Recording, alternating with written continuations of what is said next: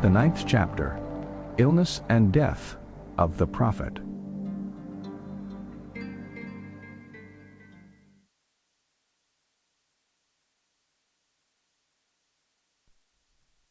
One night towards the end of the month of Safar, my master woke me up. "I must go and implore the blessing of Allah," said he, "for those at rest in the tombs of Baqi al-Gharqad. Come with me." I accompanied him.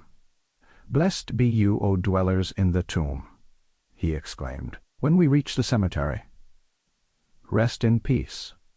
Allah hath spared you terrible ordeals, like unto the anguish of a dark night, more terribly black at the end than at the beginning.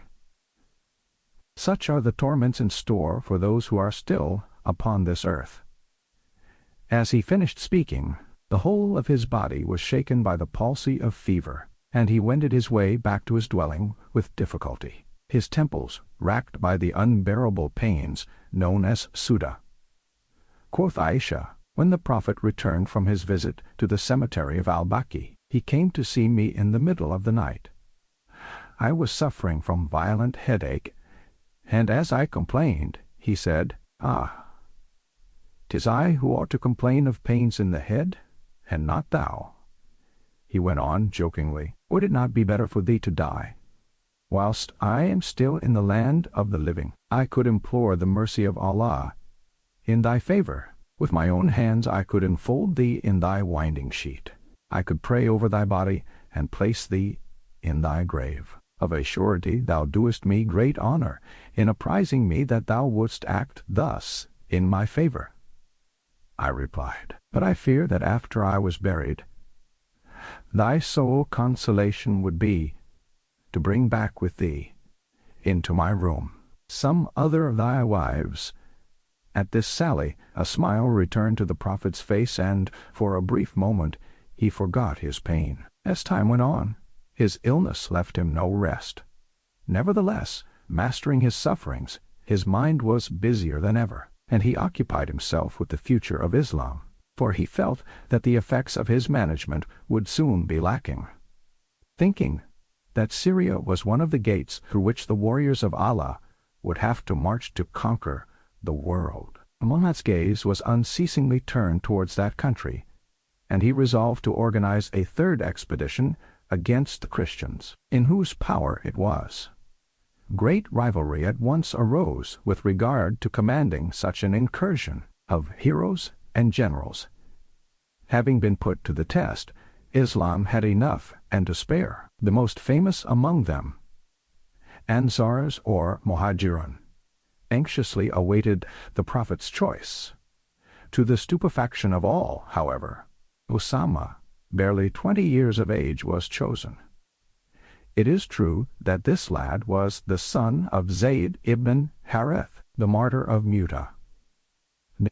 Muhammad placed great reliance on the revengeful ardor that Usama would show in fighting the murderers of his father, on the very spot where he gloriously succumbed, than on the experience and warlike valor of the Muslim generals. This selection caused deception, and gave rise to murmuring. The believers hesitated to put boundless confidence, such as is indispensable for success, in a chief so young and inexperienced. The Prophet rose and cut short all disputes by these words: "Ye criticize my choice of Usama, even as ye formerly cavilled at that of Zayd, his father. Listen, to you I swear by Allah, that Zayd was truly worthy of the post of command with which I did entrust him. I cherished him above all other men, and after him his son is the man I prefer. Go, carry out my orders, and have confidence." These simple words, uttered in a tone of inspired conviction, banished all hesitation, smoothing away all jealousy as if by magic. And the noblest and most famous among all the chieftains, together with the most humble soldiers, came enthusiastically to obey the commands of the stripling. When the expedition marched into the farewell pass, the Prophet was deeply moved as he saw his troops disappear. The superhuman faith animating the warriors at the parting hour proved to him that no obstacle could bar their way on the road to victory, and that the irresistible torrent of Islam, like unto the salutary overflow of a wadi, was about to inundate the world and bring it the prolific germs of its new civilization. Meanwhile, it was not long before the alarming news relating to the Prophet's illness stopped Usama's forward progress, bringing him back to Al-Medina. About that time, the apostle received a letter, couched in these terms: Musalima, the Prophet of Allah, to Muhammad, the Prophet of Allah. Peace be with thee. I am thy associate. Let the exercise of authority be divided between us.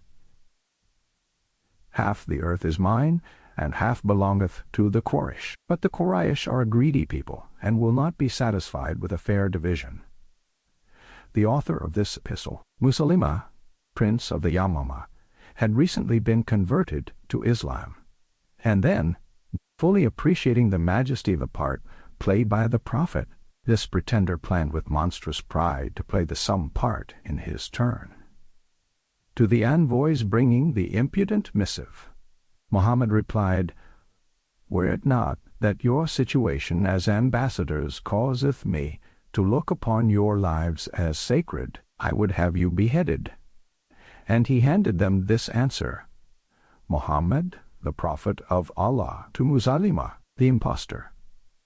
Peace be with those who follow the right road. The earth is Allah's, and he giveth it to whom he will. Those only prosper who fear the Lord. Both Musalima and Al-Aswad, another impostor, soon found out the danger run by those who enacted the part of prophet without having been called by Allah. They expiated their temerity most cruelly.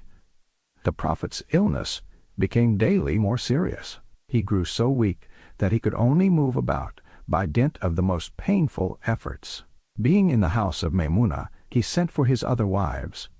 His usual habit was to pass the night in turn, impartially, at each of their dwellings, but feeling himself weighed down by intense suffering, he begged them to let him remain with Aisha alone for the duration of his illness, and to this they consented.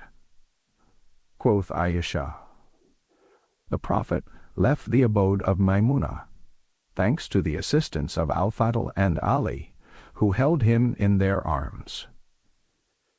A bandage was bound tightly round his head, and his weakness was so great that he had no sooner set foot in my room than he swooned. When he came to, lancinating pains tortured his temples, and hoping to soothe his pangs, he asked, Pour over me 6 skinsful of water drawn from a very cold spring, so that I may be in a fit state to go forth and preach to the faithful. We sat him in a stone trough, borrowed from Hafsa, and poured water over him in abundance, until he bade us stop by a wave of his hand, saying, Enough. Momentarily invigorated, Mohammed went out through Aisha's door which gave on to the mosque, and again, supported by his cousin Ali and Al-Fadl, he had great trouble in mounting the steps of the pulpit, from which he made the following declaration to the faithful assembled. O believers, if among you there be one whose back I have beaten, here is my back, so that he may do himself justice. If there be one whose honor I may have wounded, here is my honor, let him be avenged. If there be one whose property I may have seized, here is my property, let him satisfy his claim. Let no one hesitate in fear of my resentment, for resentment formeth no part of my disposition. After having stepped down to give out the noonday prayer, he went up in the pulpit again and repeated the same declaration. A man arose and claimed payment of a debt amounting to 3 drachmas. Prophet handed them over to him at once, adding, It is easier to put up with shame in this world than in the other. He then evoked the remembrance of the martyrs of Uhud, to whom he devoted the best part of his prayer, imploring Allah's blessings in their favor. He wound up as follows: Allah hath offered one of his servants the choice between the riches of this earth and those that are to be found at his side. At these words, divining that the Prophet was alluding to himself and the state of his health, Abu Bakr burst into tears, and exclaimed, "Ah, why cannot we offer our lives as a ransom for thine?" "O believers," replied Mohammed, "it hath come to my ears that ye fear your Prophet may die. But before me hath any prophet been immortal as he accomplished his mission. How can I dwell eternally among you? Every soul is doomed to die. I must return to Allah, and ye likewise will return to him," quoth Aisha. After this effort, when the Prophet came back to my room, he fainted away again. When the call of the muezzin was heard, he rose up and asked for water, wherewith to perform his ablutions, meaning to lead the prayers. He swooned 3 times. As the faithful awaited his coming in the mosque, he sent Bilal to fetch Abu Bakr, so that he could perform the duties of imam instead of the Prophet. The crowd, guessing the reason of this change, broke out into fits of sobbing. The Prophet was frequently seized with delirium. One Thursday, whilst all his companions gathered round his bed, he said to them, "Bring hither to me ink and parchment. I would place on record a book for you which shall prevent your going astray for evermore." "Allah's messenger is burdened by pain," said Umar. "Have we not the Quran? Allah's book sufficeth for us." Several of his companions, accustomed never to argue about anything said by the Prophet, and remembering that he was illiterate, thought that in this supreme moment a miracle was about to be accomplished. Therefore they wanted to give him what he asked for. They were opposed by his partisans sharing Umar's opinion, and a quarrel began, the Prophet recovering his senses by the noise. He told them reproachfully, "It is not seemly to quarrel thus at a Prophet's bedside. Go away." To soothe his unbearable pain, he dipped his hands in a pitcher of cold water, and passed his wet palms over his face, as if to wipe it. "Allah, Allah," he cried, "help me to support the terrors of the death struggle." He had Fatima, his beloved daughter, fetched to him twice and spoke to her secretly, whispering in her ear. The first time, Fatima's face was bathed in tears. The second time, her features were lit up by a smile. We asked her the reason of her changed expression, and she told us, "First time, my father warned me that he must soon succumb to his illness, and I could not repress my tears. The second time, he informed me that of all his family, I should be the first to rejoin him, and so great was my joy that I could not stop myself from smiling." On the Monday, the 12th day of Rabiul Awwal, Abu Bakr was saying prayers in the presence of the faithful, when Aisha's door, giving into the mosque, was thrown open. Supported by Ali and Al-Fadl, the Prophet appeared. His turban was twisted tightly round his head, and his benumbed feet dragged along the ground. On seeing him, the faithful were comforted by a ray of hope, and a wave of emotion stirred them all. Without turning round, Abu Bakr guessed that only the arrival of the Prophet could have given rise to such a manifestation, while prayers were being said, and he moved away to join the ranks of the worshippers, and let his place be taken by Muhammad. But he made Bakr go back, pulling him by his garment, as he said, "Continue to lead the prayers." He then sat down on Abu Bakr's right hand, under the pulpit, and his face beamed with happiness at the sight of the piety of the congregation. When prayers had been said, he spoke to the believers for the last time, and in tones firm enough to be heard outside the mosque, he preached a sermon predicting terrible ordeals and charging them with the strictest observance of the principles of the Quran, for such would be the only way leading to salvation. Leaning against one of the palm tree trunk pillars, he chatted familiarly with some of his companions, and then went back to his room. Quoth Aisha, "After this last effort, the The Prophet was again overtaken by greater pain than ever, and covered his face with a black garment, which he threw off again, as it stifled him. Just then, Abdurrahman, son of Abu Bakr, came in, holding in his hand a small twig of green arak, with which he was picking his teeth. The Prophet stared at the little stick, and I made out that he would have liked it. So I took it out of Abdurrahman's hand. Cutting off the end of the toothpick, I shook it, cleaned it, and gave it to Allah's messenger, who immediately made use of it, picking his teeth more carefully than ever before. When he had finished, he let the little stick drop from between his faltering fingers. He raised his eyes to heaven, repeating 3 times, "O Allah," with the compassionate on high. And I felt his head, resting between my chin and shoulder, grow heavy on my arm. I guessed that the Prophet had chosen the eternal dwelling, and that his noble soul had just been taken by the angel of death. I placed my head on the pillow and uttered a great cry of distress. His wives came running in, and all together we went down on our knees, and tore our faces with our nails. On hearing these lamentations, the believers filled the mosque. They were dazed, like sheep straying on a dark, wintry night, but not one of the faithful would admit that the Prophet was dead. The disappearance of the man who led them in every way seemed an impossibility. "How can he be dead?" they cried. "Did we not count upon him to be our witness on the day of resurrection? He is not dead. He hath been carried up to heaven, even as was Isa, Jesus." And through the door they cried, "Beware lest ye bury him." This met with Umar's approval. "No, verily, the Prophet is not dead.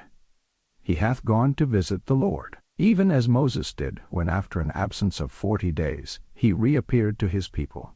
In like fashion, Muhammad will be restored to us. Those who say he is dead are traitors to the cause of Islam. Let their hands and feet be cut off." At that juncture, Abu Bakr, who had been fetched from the As-Sunnah quarter where he lived, arrived on horseback, galloping as fast as possible. He alighted, and, making his way through the crowd in consternation, he went into the mosque without speaking to a soul, and from there passed into the room of his daughter Aisha, in order to see Allah's messenger. A piece of striped stuff was thrown over the body. Abu Bakr uncovered the Prophet's face, kissed him, wept, and then broke down under the weight of his great grief.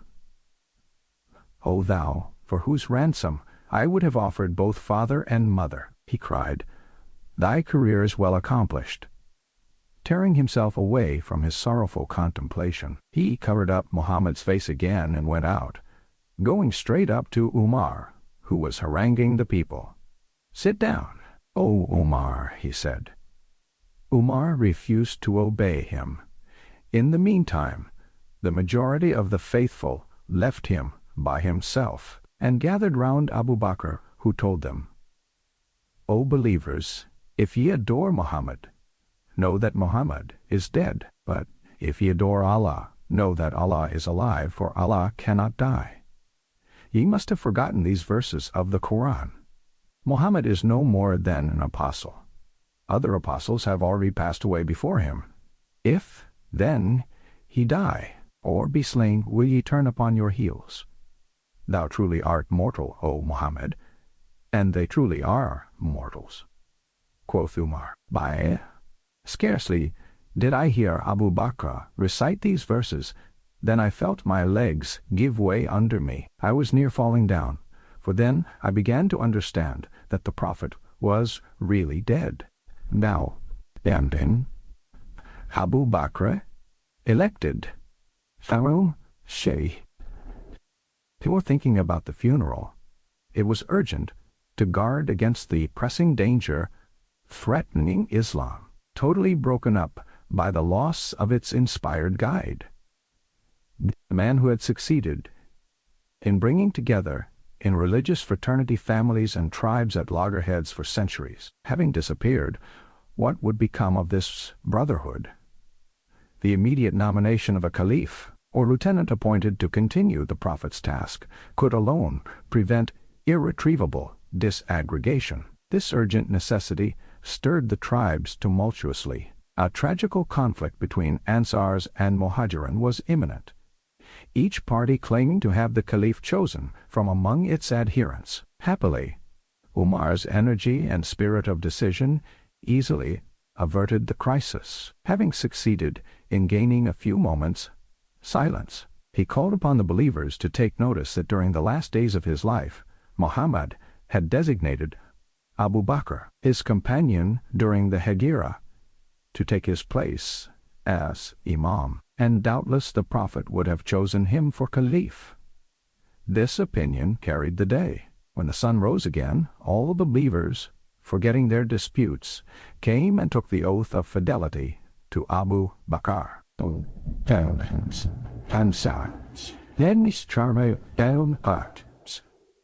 I, the Prophet's burial? This important question being settled, the faithful were free to arrange the Prophet's funeral and give way to the despair that racked their souls. At first, they were embarrassed, not daring to strip off his garments so as to wash the body according to the usual rites. Respect forbid them to look on his nakedness, as if it were sacrilegious to do so. After long discussions, irresistible sleep weighed down their eyelids, their chins rested on their breasts, when suddenly a voice proceeding from the chamber of death was heard. They awoke at its sound, and it replied to what was passing in their minds. Wash the Prophet without undressing him. That was the solution they sought, and without further delay they acted on the suggestion.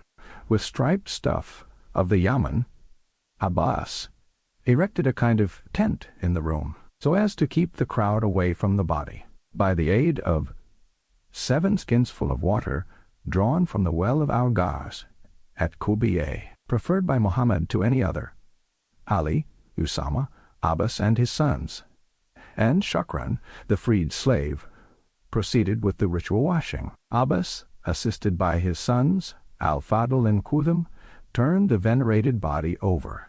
Usama and Shukran sprinkled it with water, and Ali wiped it without removing the shirt. The first washing was done with plain water, the next with an infusion of lotus flowers, and the third and last with camphorated water. Abbas and Ali then perfumed every part of the body that comes in contact with the earth during the ceremony of prostration: forehead, nose, hands, knees, and feet. "How sweet is thy smell, O Prophet!" exclaimed Ali, and all marveled at not finding on Muhammad's frame any of those horrible traces of decomposition following the separation of the soul from the body, with the exception of a slight bluish tinge appearing on the nails. Instead of a shroud, the Prophet was wrapped in the garments he wore at the moment of death. His shirt, which after the ablutions was wrung out and allowed to drip, and a double robe woven at Najran. It was then that Ali and Abbas, having replaced Muhammad on his bed, allowed the crowd to enter. The room was at once filled with as many believers as it would hold, and after they had said, "Peace be with thee, O Prophet," and also the mercy and blessing of Allah, they got ready to pray without an imam to lead them, for the real imam was present, although his soul had been called back to the side of the Almighty. Abu Bakr and Umar were in the front rank of the worshippers, and they concluded the prayer by these words: "O Allah, we bear witness that he hath accomplished the mission thou didst entrust to him. O Allah, grant peace to those among us who follow faithfully the orders thou hast revealed to him, and hastened to reunite us with him. Amin." And all the people, stirred to the innermost depths of their being, repeated, "Amen, amen." Fresh difficulties now arose concerning the place of burial, some wanting the grave to be dug in the mosque, others at Al-Baqi among the tombs of the Prophet's family, A few mentioned Mecca, his birthplace.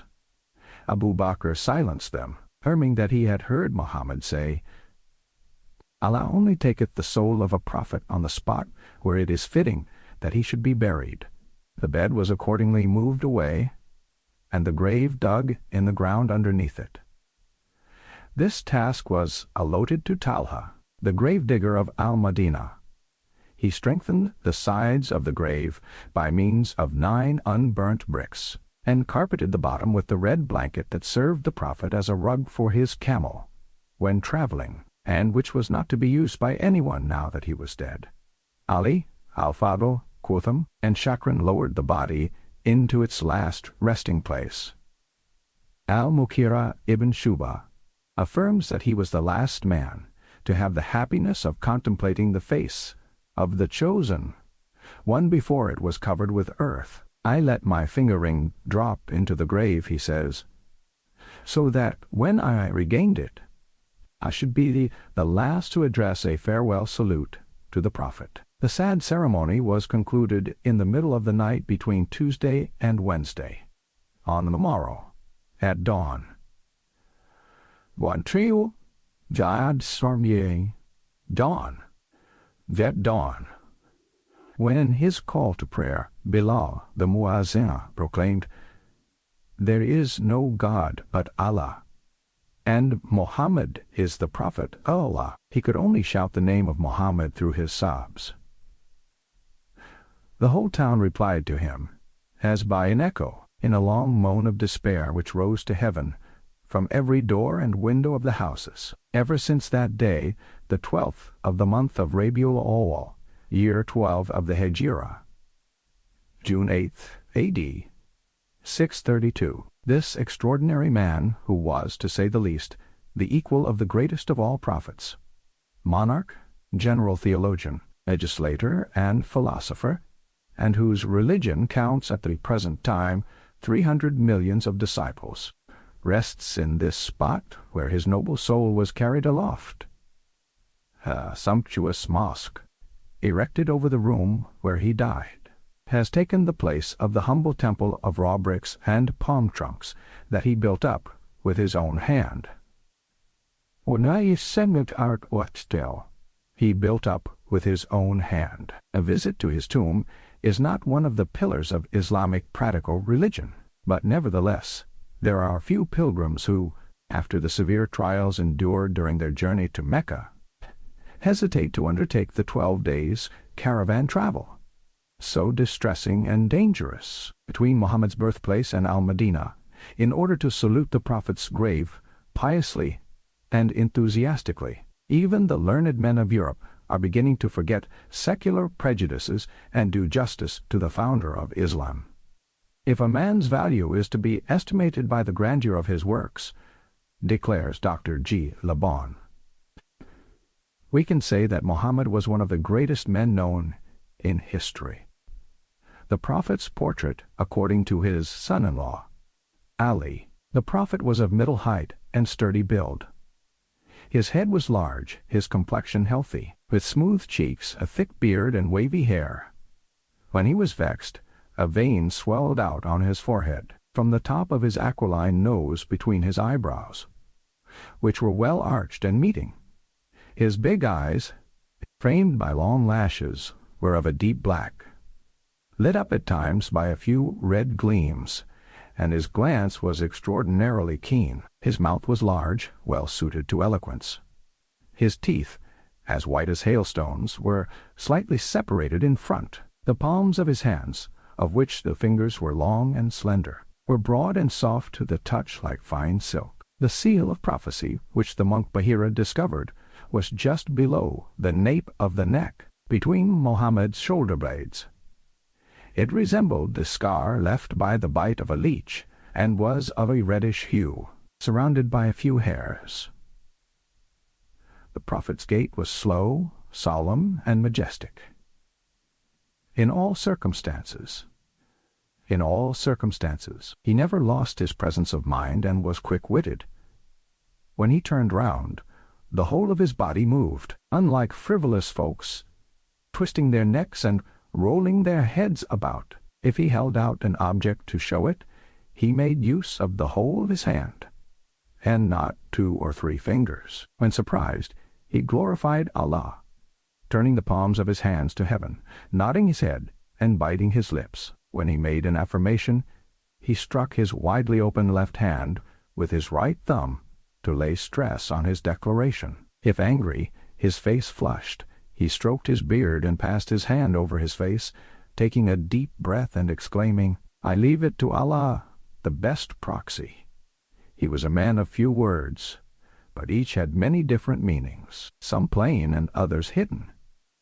As for the charm of his elocution, it was supernatural, going straight to the heart. None could resist it. The Prophet's merriment never went beyond a smile, but if he was overcome by an excess of gaiety, he covered his mouth with his hand. His disposition was even, without self-sufficiency or obstinacy.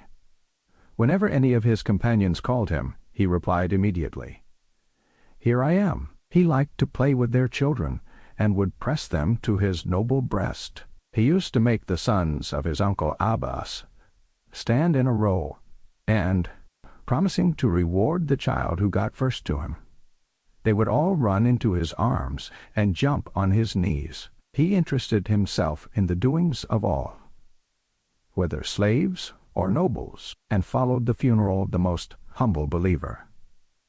He flew one day into a most violent passion because, through negligence, he had not been apprised of the death of a poor Negro who swept out the mosque. He insisted on being told where the grave was situated, and went to pray over it. When an applicant tried to get close to the Prophet's ear, so as not to be overheard, he would bend his head until the man had finished speaking. When a visitor took the hand of Muhammad, he was never the first to withdraw it, but waited until the other chose to relax his grasp. The Prophet often said, "To be a good Mussulman, we must wish for others that which we wish for ourselves." Never did he let his blessed hand fall on a woman, nor on one of his slaves. Quoth Anas, who was 7 years in his service, "He never scolded me. He never even asked me, 'Hast done this?' or 'Why didst thou not do that?' Abu Dar heard the Prophet declare, 'These servants are your brothers, placed under your authority by Allah. Whoso is master over his brother must give him the same food as he eateth, and the same apparel as he weareth.'" An Arab who bore arms at the Battle of Hunain tells the following story. "My feet were shod with heavy sandals, and in the thick of the fight, I accidentally trod on the Prophet's foot. He struck me with the whip he held in his hand, and cried out, 'By Allah, thou hast hurt me.' And all night long I reproached myself for having inflicted pain on Allah's messenger. Next day, early in the morning, he sent for me. I went into his presence. I was trembling with fright.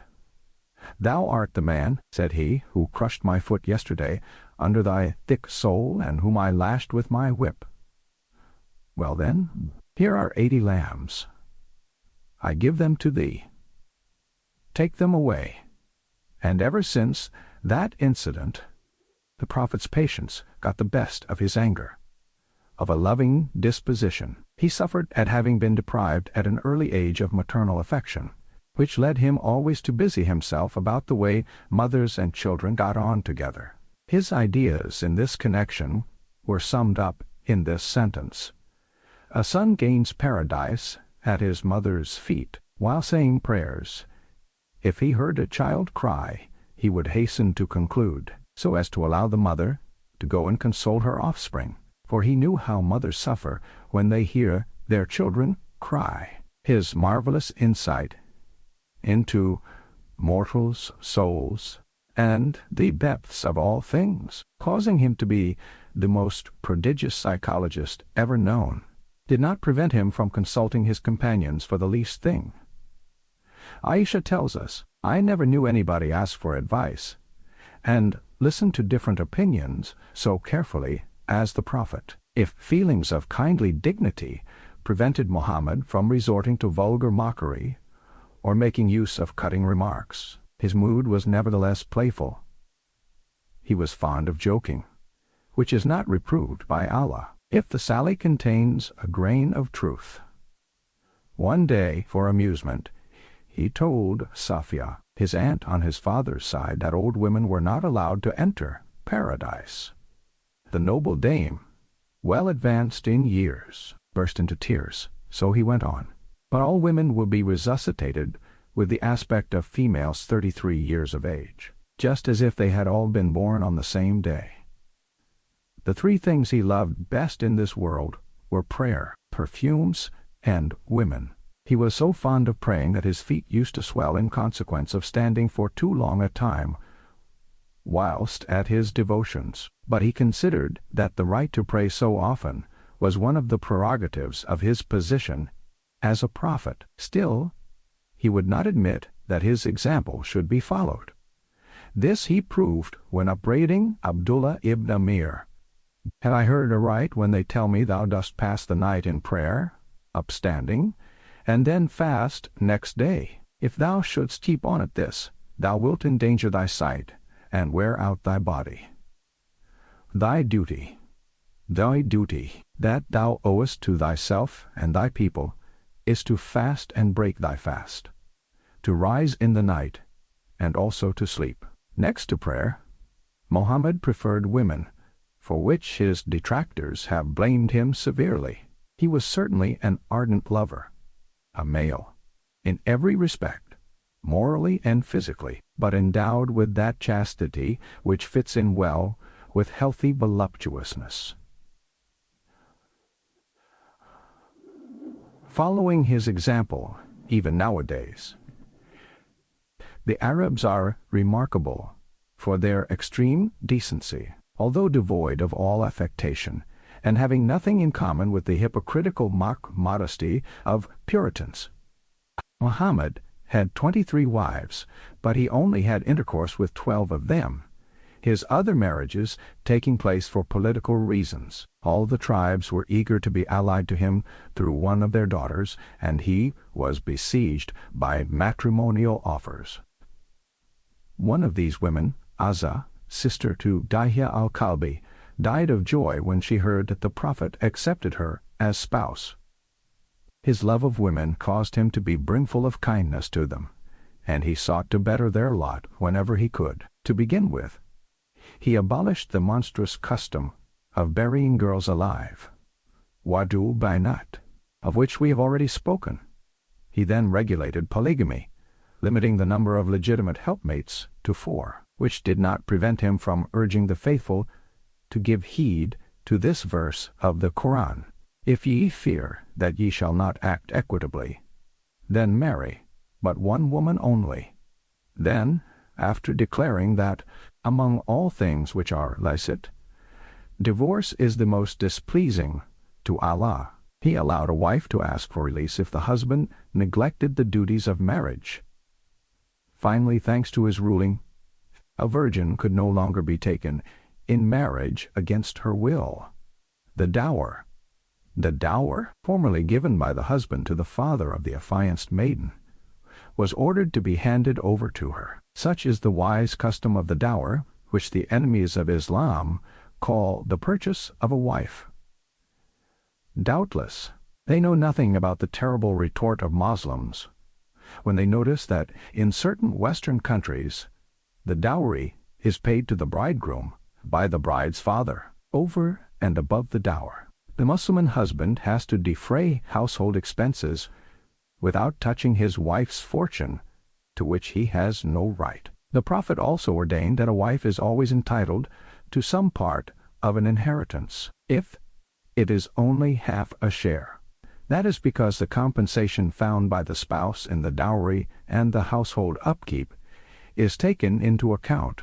The Prophet was fond of perfumes, for they completed the process of purification by ablutions. The man who has a sweet smell will be worthier and better able to safeguard his honor than he whose bodily odor is distinct. Muhammad scented himself with musk, and he liked sandalwood, camphor and ambergris to be burnt. He used pomade for his hair. And 4 plates hung down over his ears, 2 on each side. He clipped beard and mustache with scissors, keeping all in order by means of an ivory or tortoise-shell comb. He blackened his eyelids with kohl, which brightens the eye and strengthens the lashes. He took care of his teeth by rubbing them often with the miswak, fragment of soft arak wood, of which the fiber, when the end is chewed, has the same effect as a brush. His apparel consisted generally of a tunic of cotton cloth, short-sleeved, and not too long, together with a cloak, 4 cubits long and 2 wide, woven in the human region. He also had a Yemenite mantle, 6 cubits long and 3 wide, which he wore on Fridays and holy days. Then, last of all, came his green mantle, inherited by the caliphs, and a turban known as as-sahab, bequeathed to his son-in-law, Ali Dutch. The Prophet took the greatest care of his personal appearance, and reached as far as simple, although very refined, elegance. He was wont to look at himself in a mirror, or if that was lacking, in a jar full of water, to comb his hair, or adjust the folds of his turban, letting one end hang down behind his back. He used to say, "By attending to our exterior, we please him of whom we are the servants." To make amends, he severely condemned extravagance in clothing, particularly the use of silk, which for rich people furnishes an opportunity for display of pride, belittling the needy, but he permitted it for those to whom it was necessary for reasons of bodily health. His love of justice and charity extended to animals. It was he who told how a man saw a dog so thirsty that it lapped up mud. Taking off one of his slippers, the man filled it with water, which he offered to the dog, keeping on in the same way until the animal had quenched its thirst. Allah was pleased at what the man did and welcomed him to paradise. This kindness and the mysterious radiation emanating from Muhammad's personality made an impression on animals and even on inanimate objects, as well as on human beings. When he went up the steps of a pulpit newly constructed in the mosque of Al-Madinah, the humble palm tree trunk on which he habitually stood when preaching began to groan and was only quieted when he laid his blessed fingers on it. The Prophet worked with his own hands. He milked his ewes, cobbled his shoes, mended his clothes, fed his camels, pitched his tent, etc., without accepting the assistance of anyone. He carried home his own purchases from the market and replied to one of the faithful who wished to do so for him. It is incumbent on the buyer to take away what he buyeth. Thus, by his example, he condemned the practice of wealthy people who bought largely and without troubling about the weight of their purchases, forced their servants to carry the goods. His disdain for the riches of this world reached to the highest pitch. According to Aisha, this is what he said on this head: Allah offered to change all the pebbles round Mecca into pure gold for me, and I answered, "O Allah, all I ask is to be hungry one day and satisfied the next. The day I am hungry, I will implore thee, and the day I am satisfied, I will thank thee. What have I to do with worldly wealth? I am like the traveler who lieth down in the shade of a tree. The sun, as it turneth, beateth down upon him, and he goeth away from that tree never to return. O Allah, let me die poor, and resuscitate me in the ranks of the poor." The Prophet's sobriety was extreme. He never would have several kinds of food served at the same repast. If he ate meat, he went without dates, and if he ate dates, he deprived himself of meat. He showed a predilection for milk, which appeases thirst and hunger at one and the same time. Many months often passed without a fire being kindled in any of the Prophet's houses for baking bread or preparing other kinds of food. All this time, he and his family lived on dried dates only, and his sole beverage was plain water. When hunger pains gnawed his entrails too cruelly, he placed a stone on his belly, and bound it there with a girdle. He departed this life without having a surfeit of any sort of victuals, not even of barley cake. He never troubled about his body, so far as comfort went, although he kept it in a state of perfect purity by dint of continual ablutions. He frequently slept on a rugged mat, the rough bristles deeply marking his flesh. His pillow was made of palm fiber, and his bed was a mantle folded in two. One night, when Aisha had folded it in four, the Prophet lost his temper, found his couch too soft, and ordered it to be restored to its usual state. Before dying, he heaved all his slaves and distributed the small amount of property he still possessed. He deemed it unseemly to appear before the Lord with gold in his possession, in his dwelling. But 30 measures of barley were found, and to buy them he had been forced to leave his breastplate at a usurer's as security for a loan.